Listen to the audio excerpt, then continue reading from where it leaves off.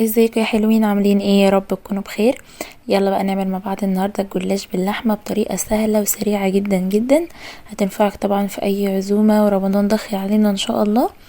هنعمل طريقه سهله جدا. اول حاجه انا حطيت هنا الطاسه على النار، حطيت فيها اللحمه المفرومه. طبعا بتعملي الكميه اللي انت عايزاها. انا بعمل على قد بس صينيه واحده بس. حطيت هنا التوابل على اللحمة، معايا شوية من السبع بهارات وشوية من الملح وشوية من الفلفل الأسمر وشوية من الثوم والبصل البودر وشوية من الحبهان. خلاص. وهنا كنت فارمة في الكبة دي شوية من البصل على الفلفل الأخضر. خلاص. بحب أضيف جدا الفلفل الأخضر يا جماعة على اللحمة بتاعت الجلاش، بيديله تطعيمة تحفة جدا. خلاص. حابة انت تضيفي بقى مثلا جزراية اي حاجة من دي براحتك خالص. تمام. طبعا احنا عاملين طريقة البوريك التركي كمان مع بعض. هسيب لكم ان شاء الله الطريقة في صندوق الوصف، برضو هتعجبكم جدا جدا. هتنفعكم برضو في اي عزومة. هنا بقى بعد ما عصقت اللحمة، هنا بقى جبت الصينية دي ودهنتها شوية من الزبدة. ديت زبدة. خلاص. وحط عليها شويه زيت صغيرين جدا. وبحب انا ادهن يا جماعه بين راق وراق، احب ادهن كده شويه من الزبده، شويه من الزبده دي. خلاص. اللي بتحب مثلا تدهن بين كل طبقتين برضو مفيش مشكله، اللي انتي حابه اعمليه، بس لكن انا بحبه مقرمش شويه، فبحب ادهنه بين كل طبقه وطبقه. خلاص. هنا بقى بدهن بين كل طبقه وطبقه كده. طبعا انتوا عارفين ان هو طريقته سهله وسريعه جدا، هي الاكله المنجزه.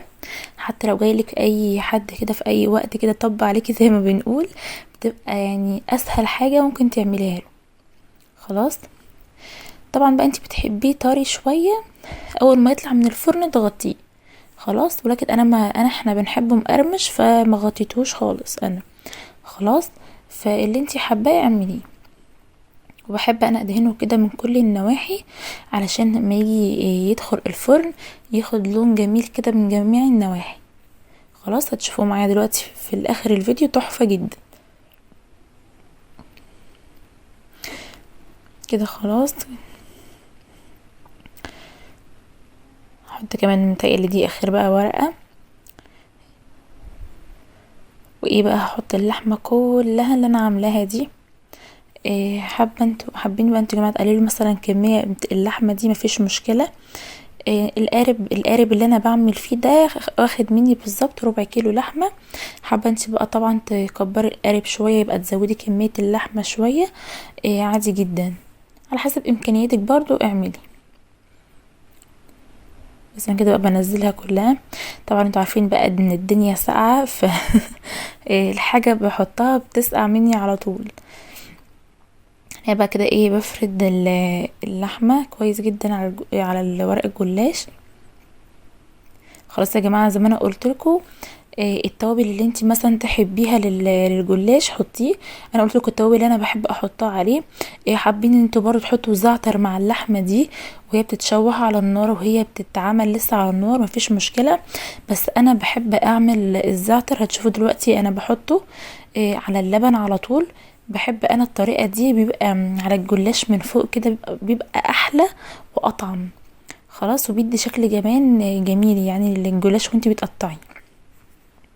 بصوا انا معايا في الطبق الصغير ده شويه من الزعتر وشويه من الفلفل الاسمر وشويه من الملح، ومعايا كوبايه بالظبط لبن. الصينيه اللي معايا دي بتاخد كوبايه لبن.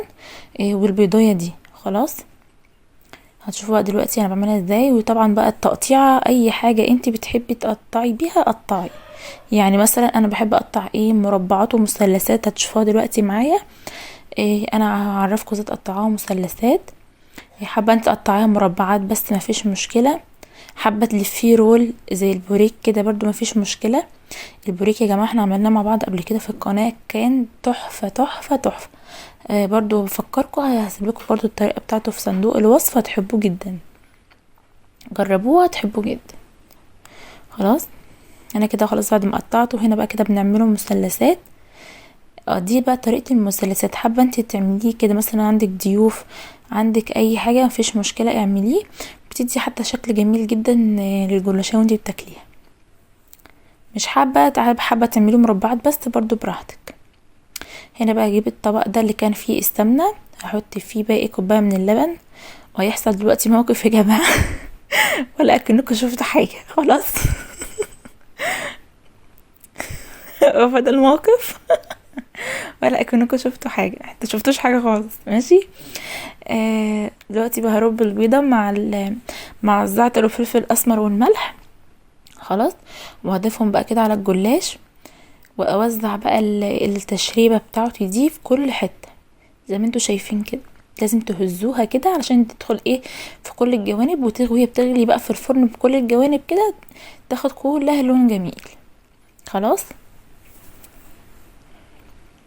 وهنا يا جماعه كانت لسه طالعه من الفرن حالا، شكلها تحفه. طبعا انا مدخلها في درجه حراره متوسطه من تحت ومن فوق.